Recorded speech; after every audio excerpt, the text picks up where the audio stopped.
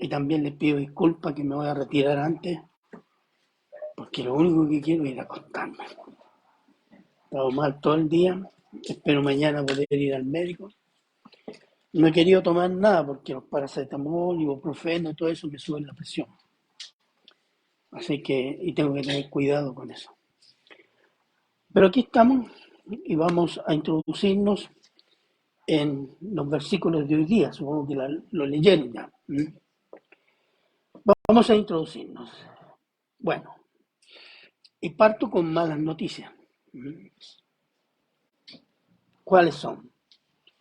Una de las herejías más antiguas sobre el Señor Jesús es que Él era hombre y no era Dios. Con el tiempo, más adelante, esta herejía se desarrolló enseñando que Jesús nunca se declaró como Dios y nunca se declaró que era el Cristo. Y si se argumenta que si en la Biblia se dice que Jesús es Dios, esa fue una visión y esperanza de los discípulos de Jesús. Ellos escribieron sobre Jesús como ellos esperaban que fuera y no como era en realidad. Así que el nacimiento virginal, los milagros, la resurrección, la ascensión al Padre fueron mitos inventados para engrandecer a su maestro. De modo que los apóstoles se hicieron matar por una mentira, sabiendo que era una mentira. Y tuvimos que esperar varios siglos después que estos teólogos nos aclararan la cosa. ¿Se fija lo ridículo que son?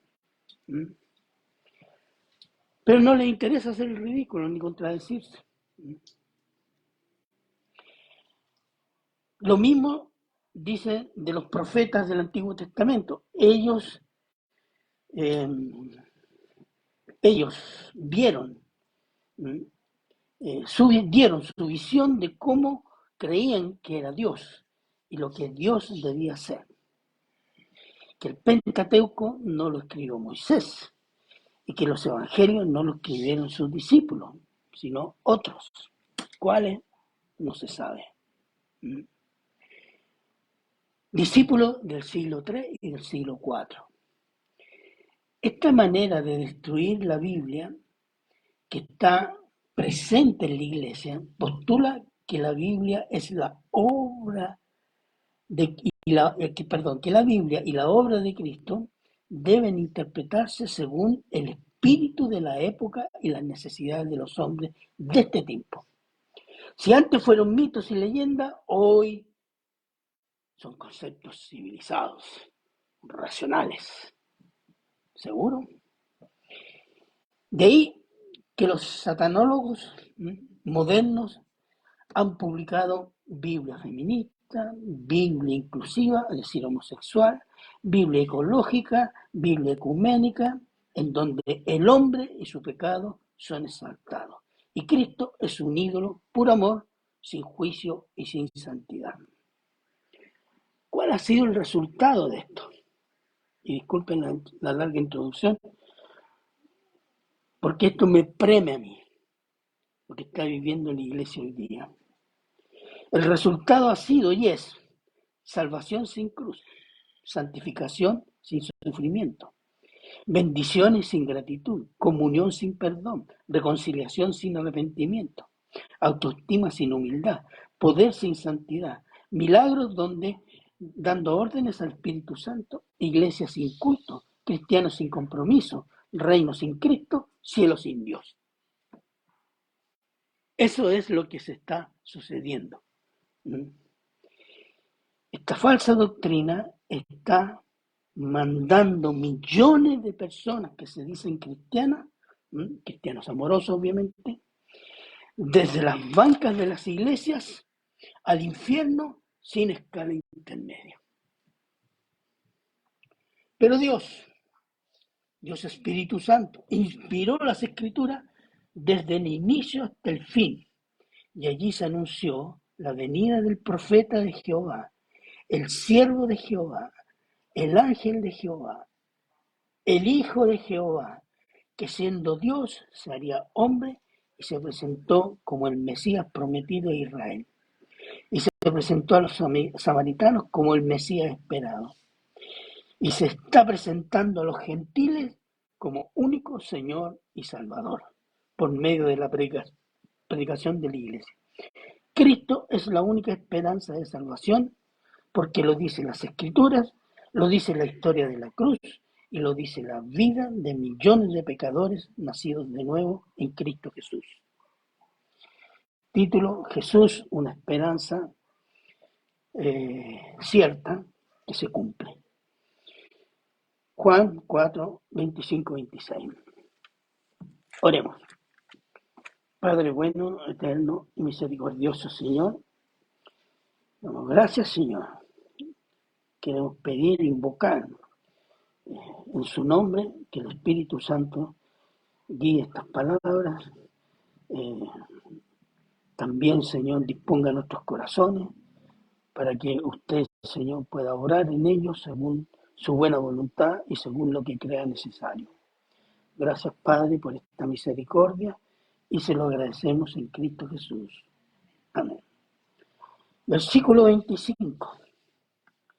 Le dijo a la mujer: sé que ha de venir el Mesías. Esta es la esperanza de la samaritana y es la esperanza de los samaritanos. Dice: sé que ha de venir el Mesías llamado el Cristo. Ahora, ¿se acuerdan que los samaritanos eran odiados por los judíos porque eran una raza mezclada entre judíos y gentiles? Entonces para ellos era una raza inmunda. Entonces eso eran los samaritanos. Era una raza inmunda para ellos. Y que no se iban a salvar, ¿no? Según ellos. Eran idólatras, pero también adoraban a Jehová y reconocían como escritura los libros de la Torá, el Pentateuco, la ley. ¿Cuáles son esos?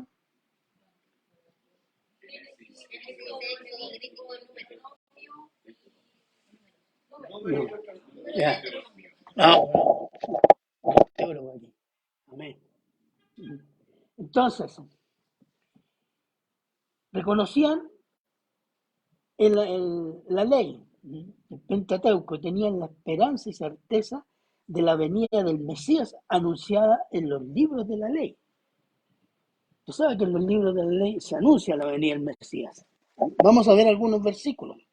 Génesis 3:15, ese lo conoce.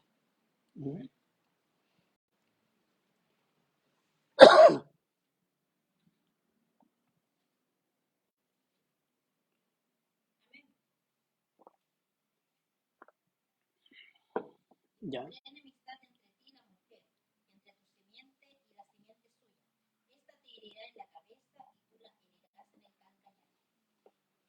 Eso es lo que los teólogos llaman el protoevangelio. Proto significa pequeño.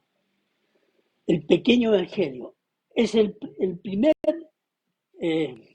por decir, semilla de lo que va a ser el evangelio con Cristo. Después tenemos otro versículo. Génesis 22, 7, 8.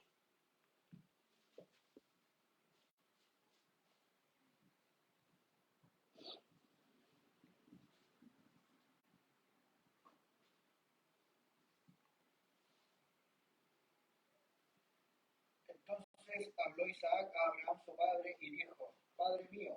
Y él respondió: heme aquí, mi hijo. Y él dijo: he aquí el fuego y la leña, mas ¿dónde está el cordero para el holocausto? Y respondió Abraham: Dios se proveerá de cordero para el holocausto, hijo mío. E iban juntos. Exactamente. Y Dios se proveyó de un cordero, Cristo, ¿cierto? Una profecía dicha varios miles de años antes. Veamos otro versículo. Génesis 49, 9, 10.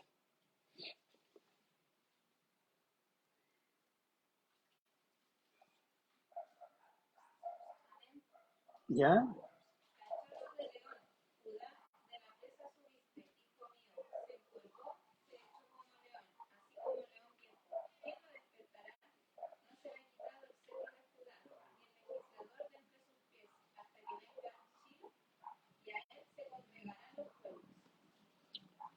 El legislador supremo, ¿de dónde viene? De la tribu de Judá.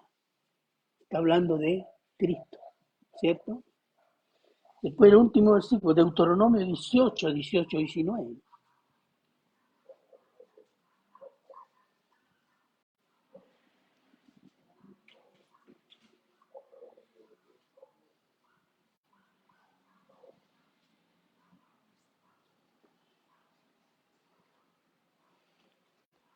Deuteronomio 18, 18, 19. ¿Qué dice?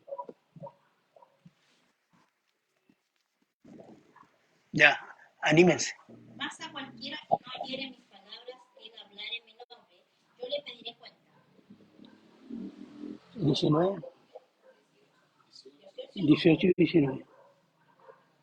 Profeta, le levantaré de en medio de sus hermanos, como tú, y pondré mis palabras en su boca, y él les hablará todo lo que yo te mandaré.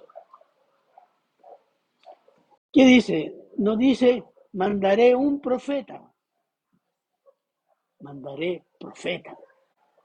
Cuando no hay artículo, por lo menos en el vocabulario griego, significa que Él es Dios. Entonces está diciendo, Dios vendrá como profeta. Y Él dirá mis palabras. Y si el que no le escucha, será condenado. Entonces el profeta y no un profeta. Los samaritanos tenían la seguridad que el Mesías vendría no porque eran primitivos e ignorantes, sino que ellos creían firmemente que Moisés, autor de la ley, el Pentateuco, era un profeta de Jehová. Y Dios mismo lo validó ante los judíos y gentiles con las plagas sobre Egipto y la abertura del Mar Rojo. Ahora, esos eventos estaban grabados en el corazón de judíos y samaritanos. Y estos eventos validaban que los escritos de Moisés venían de Dios. Cuando los teólogos, inspirados por el malo, cuestionan los milagros de Dios por mano de Moisés, ¿sabe cuál es la operación?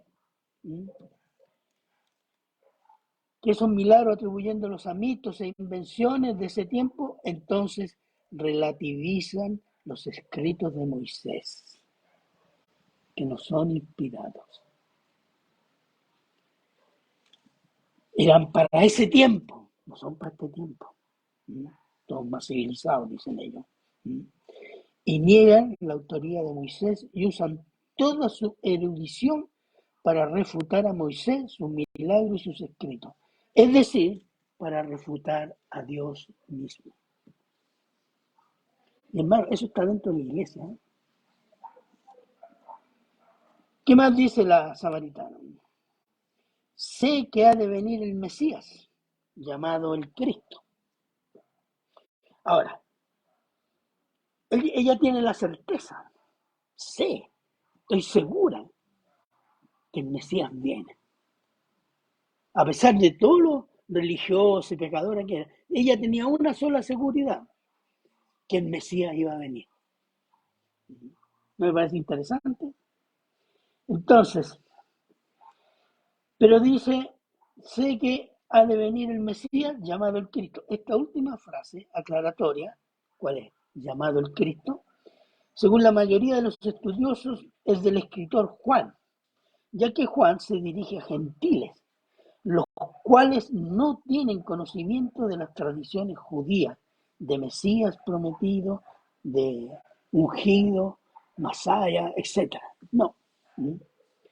Entonces, el autor usa la palabra griega el Cristo para aclarar a los lectores gentiles. Y la palabra Cristo, es la traducción de la palabra Mesías, es la traducción griega de la palabra judía Mesías, que en hebreo significa el ungido, ungido. Y siempre el ungido o la unción venía solo de Dios. Solo de Dios. En Israel los sacerdotes, los reyes y los profetas eran ungidos por Dios. Ungido significa bendecido. ¿Y cuál era la bendición? La llenura del Espíritu Santo. Para que estos líderes, sacerdotes, reyes y profetas dirigieran al pueblo de Israel. Hoy día es diferente, ¿cierto? Veamos primera de Juan 2, 26, 27.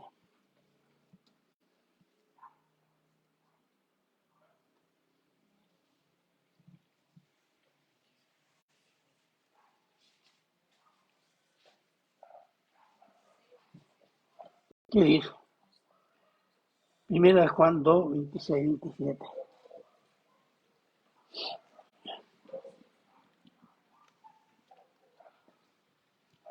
Amén. Os he escrito esto sobre los que os engañan, pero la unción que vosotros recibisteis de él permanece en vosotros, y no tenéis necesidad de que nadie os enseñe, así como la unción misma os enseña todas las cosas, y es verdadero, y no es mentira, según ella nos ha enseñado, permanecer en él. ¿Qué significa que tenemos la unción? Que tenemos el Espíritu Santo. Somos todos ungidos aquí, amén. Amén. Sí. Ese es el cambio a esta nueva economía de Dios. Entonces, los ungidos son los que tienen el Espíritu Santo y serán guiados a entender las herejías que podamos tener en nuestro corazón o que están a nuestro alrededor. El Espíritu Santo en el creyente no lo va a dejar en alguna convicción equivocada o herética. Pero el que no abandona enseñanzas heréticas y está cómodo en ellas, no tiene el Espíritu Santo. Hay mucha gente muy cómoda practicando un cristianismo anticristo. No tienen el Espíritu Santo entonces. Importa lo bien que se sientan. Importa bien poco lo bien que se sientan. No ha nacido de nuevo. Es un instrumento del malo en la iglesia para sembrar duda y división. Después dice la samaritana, cuando Él venga, el Mesías, nos declarará todas las cosas. Nos va a dar a entender todas las cosas el Mesías. Los judíos esperaban al Mesías,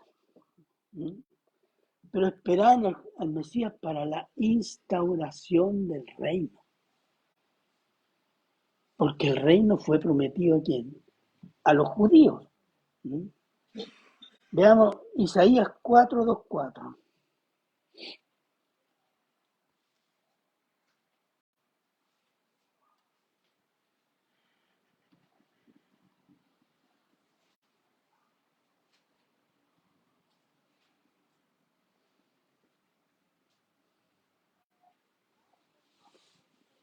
Dice, en aquel tiempo el renuevo de Jehová será para hermosura y gloria, y el fruto de la tierra para grandeza y honra a los sobrevivientes de Israel. Y acontecerá que el que quedare en Sion y el que fuere dejado en Jerusalén será llamado santo. Todos los que en Jerusalén estén registrados entre los vivientes. Cuando el Señor lave las inmundicias de las hijas de Sion y limpie la sangre de Jerusalén de en medio de ella, con espíritu de juicio y con espíritu de devastación. Amén. Esa es la promesa, el reino. Mira lo que dice Hechos 1, 6, 7.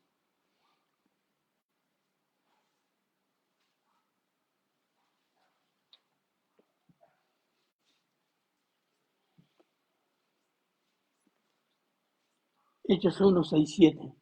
¿Qué dice? Entonces los que se habían reunido le preguntaron diciendo, Señor, ¿restaurarás el reino a Israel en este tiempo? Y les dijo, no os toca a vosotros saber los tiempos o las sazones que el Padre puso en su sola Amén. Déjeme irnos.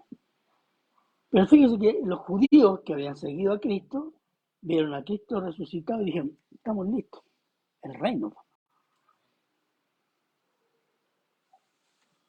Esa mentalidad les costó mucho sacársela encima. Con los años y ancianos se empezaron a dar cuenta que las cosas no eran como. ¿Mm? Entonces, los discípulos de Cristo eran judíos que esperaban el reino, pero los samaritanos declaraban por boca de la mujer que ellos esperaban que el Mesías les declarara todas las cosas. Ellos no hablan de reino. ¿Por qué?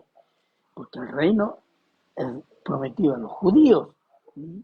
Entonces consideran ellos, los samaritanos, que serían bendecidos con la venida del Mesías, pero no tenían claro si ellos entrarían en el reino. Por eso dice, nos declarará todas las cosas. Todo lo que no entendemos, Él nos lo va a explicar. ¿Mm? Versículo 26. Jesús le dijo, yo soy el que habla contigo. Se fija que aparezca Jesús y le dice, yo soy Jesús, quiero hablar contigo. Solo algunos apóstoles carismáticos han conversado mientras se afeitan, han hablado con el Señor. Uh-huh. Y no se caen muertos ni se desmayan, nada de eso. Raro. Yo soy el que habla contigo. El Señor Jesús se presentó directamente ante la mujer diciendo, yo soy el Mesías. Lo cual es raro. Es raro, ¿cierto? ¿En qué otra parte se puede decir que Jesús se presentó así, diciendo, yo soy el Hijo de Dios? Hay un versículo, Juan 9, 35, 37.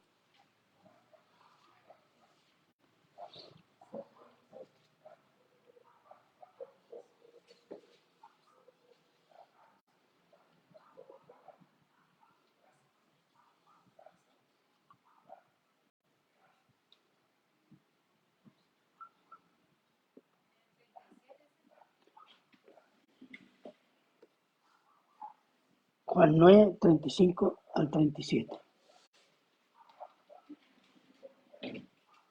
Ya.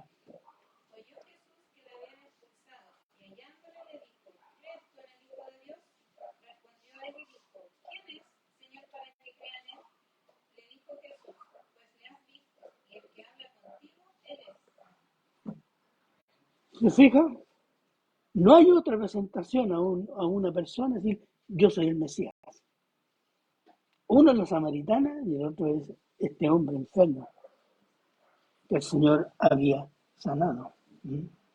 Entonces, en general, el Señor Jesús se presentó a Israel en varias ocasiones, haciendo, citando las Escrituras o diciendo, este es el cumplimiento de este pasaje de las Escrituras. Por ejemplo, solo les voy a citar como ejemplo. En Mateo 3, 16, 17, el Padre presenta al Hijo ante Israel durante el bautismo. He aquí mi Hijo amado. Y muchos escucharon eso. Y eso habla de que Él era Dios. Otro ejemplo, Mateo 8, 2, 4. Jesús sana a 10 leprosos. Sana a uno con lepra, perdón. La lepra era una enfermedad incurable y además era considerada una maldición de Dios por el pecado. Así que el leproso era un maldito 2 veces, por el pecado y por Dios. Y Jesús sana un leproso. Y eso solo lo puede hacer ¿quién? Dios. No lo puede hacer ningún hombre. Otro, Mateo 17, 1, 5, la transfiguración. Cuando se transfigura el Señor Jesús ante Pedro, Juan y Santiago, en donde surge de su interior una luz, lo que Él era dentro. Esa era la luz refulgente de la gloria de Dios. Entonces, dio muchas muestras de que él era, en Mateo 9:2, perdonó a un enfermo. Entonces dije, ¿y qué se cree este que perdona pecado? Porque él era Dios y perdonaba pecado. Entonces, el Señor Jesús manifestó con hechos y palabras que él era el Mesías y que era Dios hecho hombre a los judíos.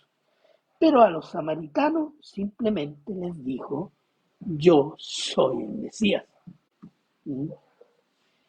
Tal vez una de las razones, los samaritanos no tenían el orgullo judío de ser el pueblo del reino. Y el Señor ejemplificó con los samaritanos y los gentiles la devoción que debían tener los judíos, en este caso Israel. Veamos Lucas 10, 30 al 37, por favor. 30. Lucas 10, al 30 al 37.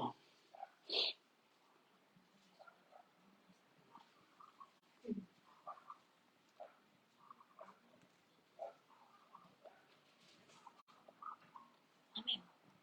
Respondiendo Jesús dijo, un hombre descendía de Jerusalén a Jericó y cayó en manos de ladrones, los cuales le despojaron e hiriéndole, se fueron dejándole medio muerto.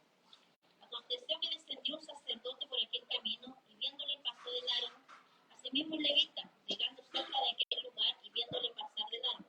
Pero un samaritano que iba de camino vino cerca de él y viéndole fue movido a misericordia.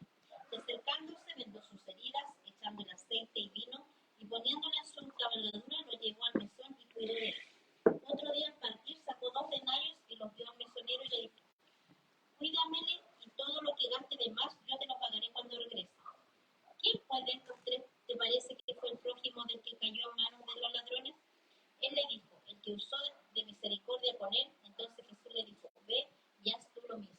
Fíjese, humilló al judío.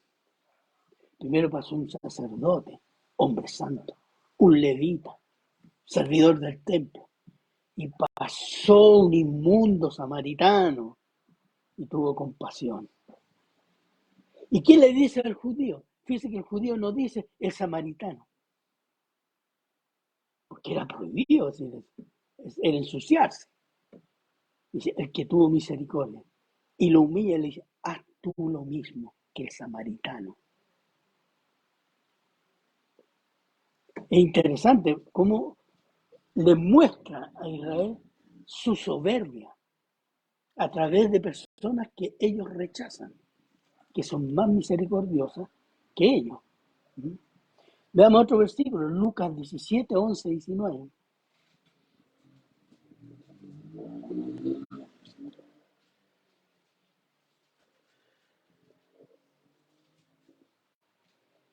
¿Qué dice?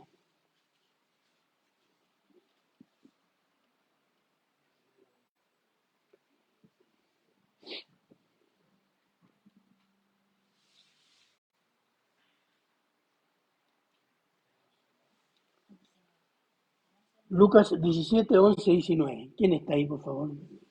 Ya, hermano. Yendo Jesús a Jerusalén, pasaba entre Samaria y Galilea, y al entrar en una aldea le salieron al encuentro 10 hombres leprosos, los cuales se separaron de lejos, y alzaron la voz diciendo, Jesús, Maestro, ten misericordia de nosotros. Cuando él los vio, les dijo, id, mostraos a los sacerdotes. Y aconteció que mientras iban, fueron limpiados. Entonces uno de ellos, viendo que había sido sanado, volvió, glorificando a Dios a gran voz, y se postró rostro en tierra a sus pies, dándole gracias. Y este era samaritano. Respondiendo a Jesús dijo, ¿no son 10 los que fueron limpiados? ¿Y los 9 dónde están? ¿Qué más le dijo? No hubo quien volviese y diese gloria a Dios, sino a este extranjero, y le dijo, levántate, vete, tu fe te ha salvado. Amén. No solo lo sanó, lo salvó. Fíjese, en estos 2 ejemplos, ¿qué es lo que está mostrando el Señor Jesús? Ustedes son religiosos y son orgullosos de su religión. Pero este samaritano tiene misericordia y tiene gratitud y me ha honrado. ¿Se fija la diferencia? ¿Mm? Veamos un último, Mateo 8, 5, 13.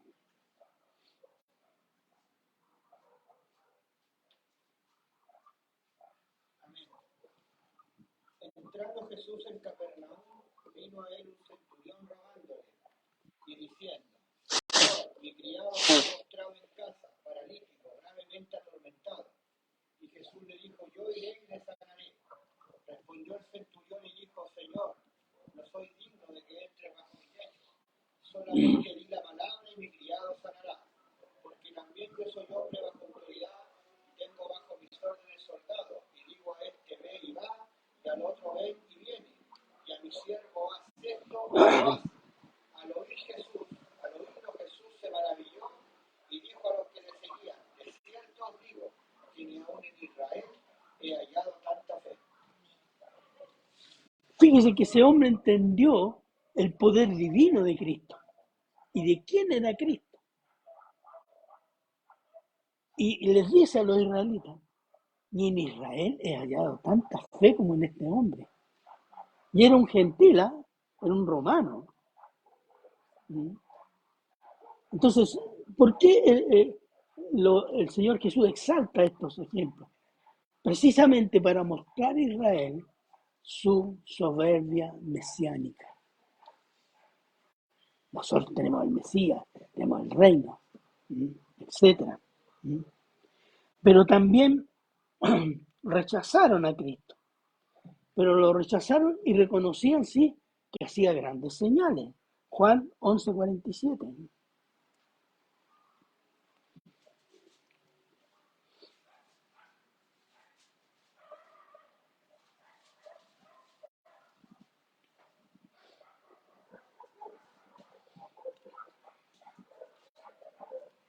Juan 11:47. ¿Qué dice?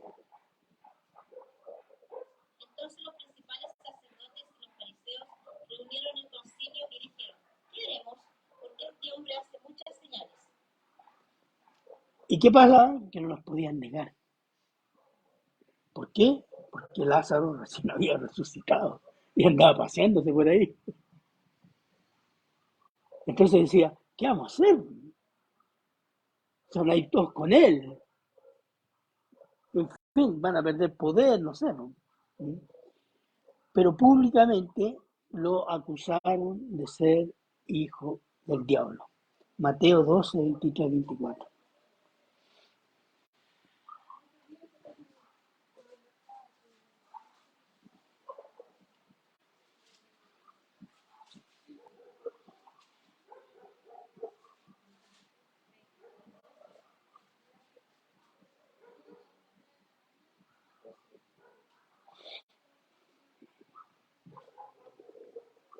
¿Quién lo puede leer? Mateo 12, 23, 24.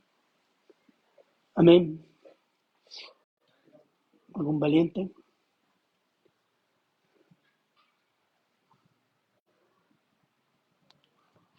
Anímese, hermano. Y toda la gente estaba atónita y decía: ¿será este aquel hijo de David? Mas los fariseos al oírlo decían: este no echa fuera a los demonios sino por Belcebú, príncipe de los demonios. Fíjense. Ofendieron al Espíritu Santo, cerrando la posibilidad del reino. Definitivamente. El reino es postergado. Es postergado y quedando Israel bajo el juicio de Dios hasta hoy día. O hasta que Él venga por segunda vez. Acusar a Jesús de hacer su obra por los demonios es negar su deidad, negar su obra, el Evangelio. Es lo mismo que se hace hoy, decir que los milagros y el poder de Jesús son un mito de los discípulos y con ello relativizan y destruyen el Evangelio de salvación por la fe en Cristo. Claro, si Jesús hizo todos esos milagros demostrando que era Dios, pero si decimos no, era un mito, entonces lo que Él dijo el Evangelio y la obra que él hizo, ahí nomás, ¿entiendes? Es lo mismo que hicieron con los profetas del Antiguo Testamento.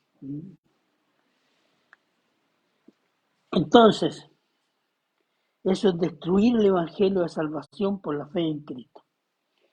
Hermanos, la batalla espiritual más dura y sin cuartel por la verdad y el Evangelio se está dando dentro de la iglesia, hermanos, no en el mundo. En la iglesia estamos batallando contra las doctrinas falsas, las doctrinas heréticas.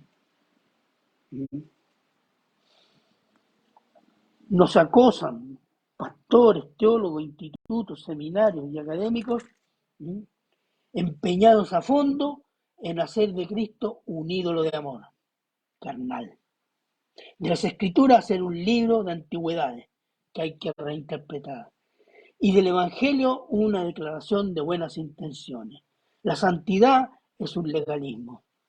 Todo para transformar las iglesias en prostíbulos ecuménicos y entretenimiento mundano. Eso es lo que está sucediendo. La iglesia se está prostituyendo porque ha abandonado la palabra del Señor y ha relativizado a Cristo y su obra y sus milagros. El Señor Jesús es la única esperanza cierta para salvar de la condenación del pecado. Y Él cumple y cumplirá el propósito redentor para la gloria del Padre. Hebreos 1:3. Hebreos 1:3.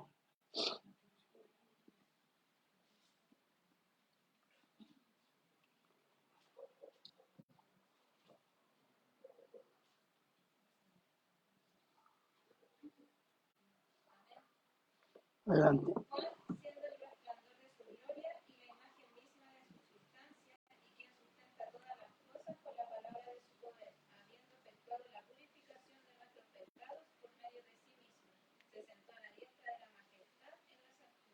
Léalo del versículo 1, por favor. Dios, habiendo hablado muchas veces y de muchas maneras en otro tiempo a los padres por los profetas, en estos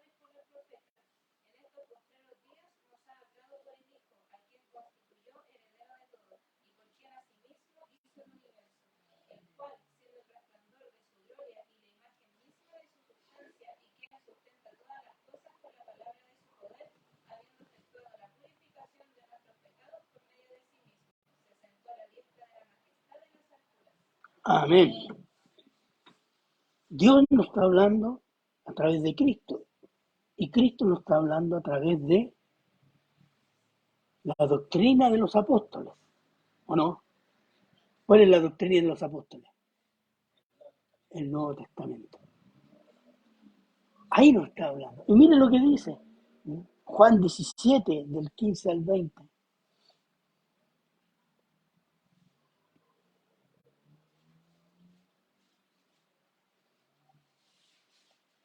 Dice, no ruego que los quites del mundo, sino que los guardes del mal. No son del mundo, como tampoco yo soy del mundo. Santifícalos en tu verdad, tu palabra es verdad. Como tú me enviaste al mundo, así yo los he enviado al mundo. Y por ellos yo me santifico a mí mismo, para que también ellos sean santificados en la verdad. Mas no ruego solamente por estos, sino también por los que han de creer en mí por la palabra de ellos. Amén. Eso es. Después de la resurrección, ascensión del Señor Jesús, nos habla por su palabra. Somos llevados a Cristo por su palabra. Somos santificados por su palabra. Y nos habla por su palabra. No por milagro, no por la música, no por los conciertos. No, por su palabra. Tenemos un Señor y Salvador fiel y todopoderoso, digno de toda nuestra fe y confianza, que nos acompañará hasta la eternidad gloriosa del Padre. Ese es el compromiso del Señor Jesús, hermano. Hermanos y hermanas, ¿estamos creciendo en fe y confianza en nuestro Señor y Salvador? Ay, sí, pero qué tantos problemas. Ay, empiezan las quejas. Ay, que esto, que lo otro. Sí, hermano. El mundo es un mar de problemas. Cuando usted salió de uno, ligerito está entrando a otro. ¿O no? Entonces, no importa cuál sea la buena o mala situación que esté viviendo. El Señor le dice, confía en mí, porque Él sabe lo que necesitamos. El último versículo, Juan 16:33.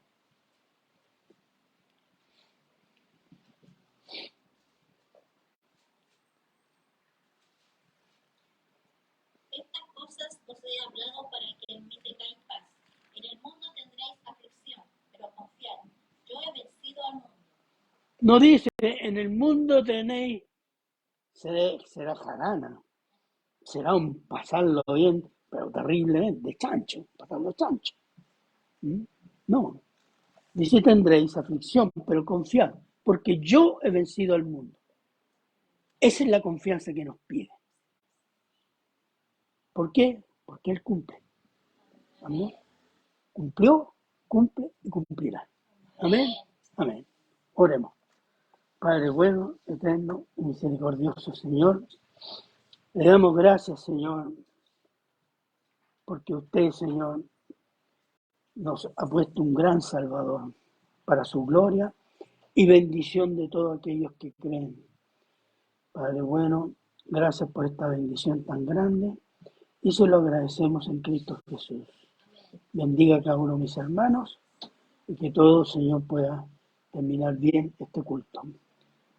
Damos gracias por Cristo Jesús. Amén.